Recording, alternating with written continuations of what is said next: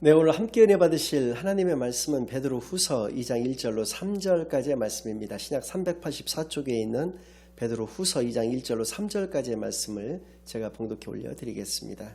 그러나 백성 가운데 또한 거짓 선지자들이 일어났었나니 이와 같이 너희 중에도 거짓 선생들이 있으리라. 그들은 멸망하게 할 이단을 가만히 끌어들여 자기들을 사신 주를 부인하고 임박한 멸망을 스스로 취하는 자들이라.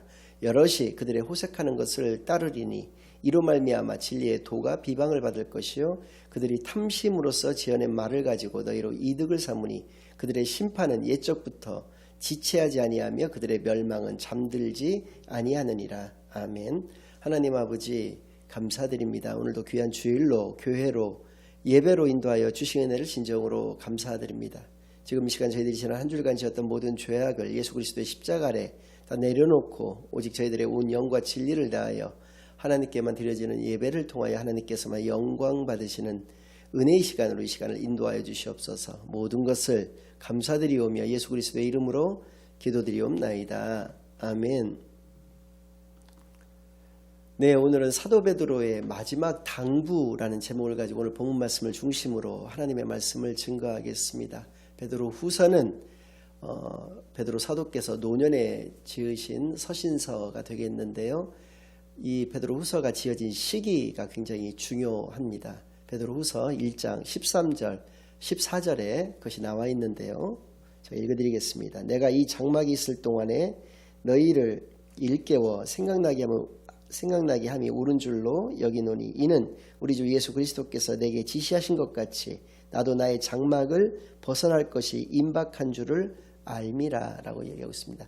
내가 이 장막에 있을 동안에, 여기서 장막이라고 표현되어져 있는 것은 육체의 장막을 의미하는데 이것은 우리가 살고 있는 집을 의미하고 있는 것이 아니라 육체 그 자체를 의미하고 있는 것입니다. 그러니까 죽음이라는 것은 이 육체의 장막을 벗어나는 것, 육신을 벗어나게 되는 것이 죽음이다라고 얘기를 하고 있는 것이죠.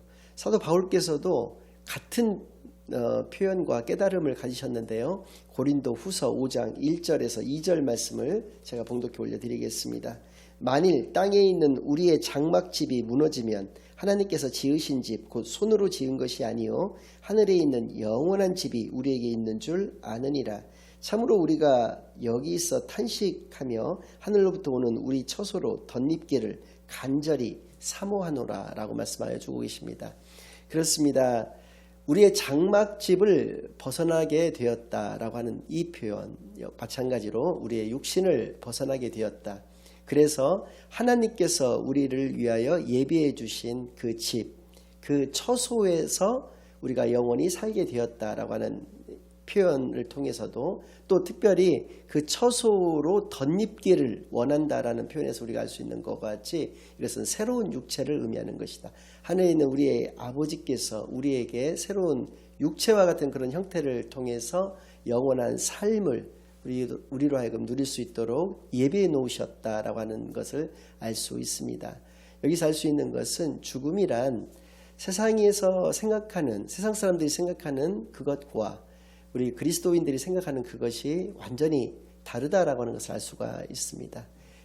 불로초를 이렇게 찾아서 끝까지 포기하지 않고 찾아다녔던 그 진시 황제뿐만 아니라 오늘날을 살아가는 부자들과 같은 경우에도 만일 그가 나이가 많아 늙었다든지 또 불치의 병이 걸렸다든지 하면 자신을 냉동 상태로 만들어서 훨씬 이제 후에 미래에 그것이 이제 치료될 수 있는 또 그 어떤 늙음이 약간 이렇게 호전될 수 있는 그런 것들이 개발이 되어졌을 때 자신을 해동을 시켜서 더 생명을 연장해 나가고자 하는 인간의 그런 욕구들, 돈이 있는 자뿐만 아닙니다. 돈이 없는 사람조차도 세상 사람들이 이렇게 너나 할 것 없이 오래 살고 싶다거나 죽음에 대한 막연한 공포와 같은 것들을 살고 있는 반면에 그리스도인들에 있어서의 죽음이란 참으로 가장 큰 축복이다라고 하는 것을 이 말씀들, 사도 바울과 사도 베드로의 이 말씀들을 통해서도 우리가 너무나 잘 알 수 있게 해 주시는 것이죠. 그래서 이 베드로후서가 씌어진 시기가 중요하다고 말씀드렸던 것이고, 특별히 그 노년에 자신이 이제 나이도 많지만은 곧 순교를 당할 것이라고 하는 것을 직감한 이 베드로께서 그들에게 이 후에 남아있을 그리스도인들에게 정말 신신당부하고 계시는 그 내용은 무엇이냐? 그것은 바로 거짓 선생들과 거짓 선지자들을 주의하라고 하는 그 경고의 말씀이었다는 것이죠. 오늘 본문이 그것을 이야기가 하고 계시는데요. 그러니까 교회가 만나는 가장 큰 위험은 바로 거짓 선생과 거짓 선지자들이다라는 것입니다. 세 가지 정도의 문제가 있는데요. 첫 번째는 이 거짓 선생과 거짓 선지자들이 생기는 장소가 어디인가라는 것인데요. 1절 말씀 다시 읽어드리겠습니다. 그러나 백성 가운데 또한 거짓 선지자들이 일어났었나니 이와 같이 너희 중에도 거짓 선생들이 있으리라 이렇게 말씀하고 있습니다. 너희 중에도 라고 하는 이 표현, 그러니까 교회 내에도 침투되어 있다라는 것이죠. 세상에서만 거짓 선생과 거짓 선지자들, 이단들이 있는 것이 아니라 교회 내에도 그러한 이단들이 침투되어져 있다라고 하는 것을 이야기해 주시는 것입니다. 오늘날의 한국 교회에만 해도 약 교주들이 300여 명이 이상이 있다라고 이렇게 추정하고 있습니다. 보이진 않습니다. 그러나 여러분들이 알고 계시는 신천지라든지 하나님의 교회와 같은 큰 이단뿐만 아니라 이렇게 군소 이단들까지 합친다면 어마어마하게 많은 숫자들이 있고요.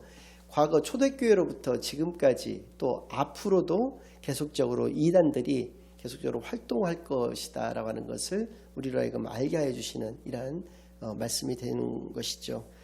두 번째입니다. 그들은 멸망하게 할 이단을 가만히 끌어들여 자기들을 사신 주를 부인하고 임박한 멸망을 스스로 취하는 자들이라 여럿이 그들의 호색하는 것을 따르리니 라고 되어 있습니다. 여기서 여럿이라고 표현되어 있는 것은 많은 무리들 속에서의 여럿을 의미하는 것이 아니라 대부분이라고 하는 그런 의미를 가지고 있습니다. 많은 사람들이 이단에 미혹되어서 이단을 따르게 되어진다라고 하는 것을 경고하고 계시는 것이죠. 이단은 어느 시대에나 계속적으로 존재해 왔습니다. 앞으로도 종말까지도 계속 존재할 것입니다. 왜냐하면 마지막까지 사탄도 우리와 함께 활동할 것이기 때문에 그러하다라고 하는 것이죠. 이렇게 이단의 문제는 초대교회 때에서부터도 굉장히 심각한 문제였다는 것, 그리고 오늘날에도 마찬가지고 앞으로도 계속적으로 있을 것이다 라고 하는 것이 이 이단, 거짓 선생과 거짓 선지자들이 가지는 가장 큰 두 번째 문제가 된다는 것이죠. 세 번째 문제는 그들이 탄생하게 된 이유가 문제가 되는 것입니다. 그것은 바로 이득이 되기 때문이다 라고 하는 것이죠. 특별히 돈이 되는 이단 사업 이렇게 이야기를 표현할 수가 있겠는데요. 실질적으로 정통교회에서 거둬지는 그러한 헌금보다도 이단에서 거둬지는 그런 헌금이 4배 내지 최소 4배 내지 많게는 30배까지가 더 헌금이 거친다라고 이렇게 알려져 있습니다. 이 표현, 그러니까 이단의 가장 큰 특징 중에 하나는 헌금을 강조한다라고 하는 것이죠. 그러니까 정통이 헌금을 너무 강요하거나 강조해서는 안 될 것이라고 하는 것도 여기서도 우리가 너무나 잘 알 수 있는데요.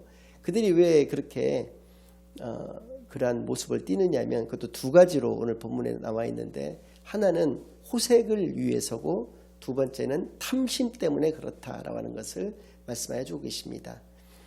여럿이 그들의 호색하는 것을 따르리니 이로 말미암아 진리의 도가 비방을 받을 것이요 그들이 탐심으로써 지어낸 말을 가지고 너희로 이득을 삼으니 그들의 심판은 옛적부터 지체하지 아니하며 그들의 멸망은 잠들지 아니하느니라.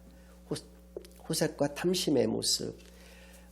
하나님의 교회를 최초의 교주였던 안산홍 1988년에 죽은 것으로 알려져 있는데요. 그의 부인이었던 장길자라고 하는 사람이 지금은 하나님 어머니로서 하나님의 교회를 이단의 무리들을 이끌고 있습니다. 그런데 그 장길자가 안산홍의 몇 번째 부인인지조차 잘 알려져 있지 않을 정도로 안산홍에게는 많은 부인들이 있었고요. 신천지의 이만희도 마찬가지입니다. 1931년생인데요. 지금도 아직 살아는 있지만 곧 죽을 것입니다. 그러면 그의 부인 김남희라고 하는 부인이 교주를 아마 이어받을 텐데요. 그 부인도 본처가 아니라 두 번째 부인인 것을 우리가 알 수 있습니다. 이렇게 이단들의 특징 중에 하나는 바로 호색이다. 그리고 탐심이다. 그래서 구원 장사를 그들은 하고 있는 자들이다라는 것이죠. 대부분의 성도들이 목사님의 말씀을 하나님의 말씀에 준해서 이렇게 듣는 경우가 많습니다. 즉 설교 말씀을 하나님의 말씀이라고 생각을 하고 듣고 있는데요. 성경만이 하나님의 말씀인 것이죠. 그래서 성경 말씀을 기초로 한 설교만이 하나님의 말씀인 것이지 그냥 모든 설교가 다 하나님의 말씀 혹은 하나님의 말씀과 같은 효력을 가진다라고 보는 것은 매우 어리석은 것이다라는 것을 알 수가 있는데요. 그래서입니다. 우리에게 정말 필요한 것은 바로 분별력이라고 하는 것이죠. 그래서 성령 하나님께서 우리에게 주시는 지혜를 가지고 우리가 분별할 수 있는 그러한 분별의 지혜를 우리에게 허락하여 달라는 그런 기도가 날마다 우리 가운데 있어야 할 것이라고 저는 믿습니다. 거짓 선지자들과 거짓 교사들의 결과는 너무나도 자명하죠. 그들은 심판과 멸망의 길로 영원히 걸어갈 수밖에 없게 되는데요. 그래서 그들이 문제가 되는 것이 아니라 문제가 되는 것은 이들의 미혹되어져 있는 어리석은 백성들, 어리석은 교인들, 성도들이 문제가 된다라고 하는 것을 우리가 알 수 있습니다. 왜냐하면 그 어리석다라고 하는 죄 때문에 그들도 거짓 선생과 거짓 선지자들과 같이 영원한 심판과 멸망의 길로 걸어갈 수밖에 없게 되기 때문에 그렇다는 것이죠. 그래서 너무나도 이것이 안타까운 것입니다. 따라서 이단의 공통점이 두 가지가 있는데요. 다른 말로 이야기한다면 이단의 분별법 두 가지라고 얘기할 수가 있는데 첫 번째는 바로 이단들은 여기에만 구원이 있다라고 얘기를 한다는 것이죠. 그러니까 예수님 플러스 교주의 형태로서 구원이 존재한다라고 얘기를 한다는 것이죠. 그러니까 모든 부분에 있어서 예수님만이 구원이 되시지 않는다라고 이야기를 한다는 것은 무조건 그것은 이단이다라고 얘기를 할 수가 있다는 것이죠. 예수님만이 구원의 길이 되신다라고 하는 것은 우리 성경에서 우리에게 정확하게 주고 계시는 메시지인 것입니다. 두 번째 이단의 특징, 공통점은 구원 장사를 그들은 한다라고 하는 것이죠. 즉 인간의 공포심을 조장을 해서 자신이 가지고 있는 모든 돈들 같은 것들을 모든 어떤 재화들을 갖다 바치게 만드는 것이 이단들이 가지고 있는 공통적인 모습이다라는 것이죠. 고린도 전서 15장 1절로 4절에서 복음에 대한 정의를 분명히 이렇게 내려주고 계십니다. 형제들아 내가 너희에게 전한 복음을 너희에게 알게 하노니 이는 너희가 받은 것이요 또 그 가운데 선 것이라. 너희가 만일 내가 전한 그 말을 굳게 지키고 헛되이 믿지 아니하였으면 그로 말미암아 구원을 받으리라.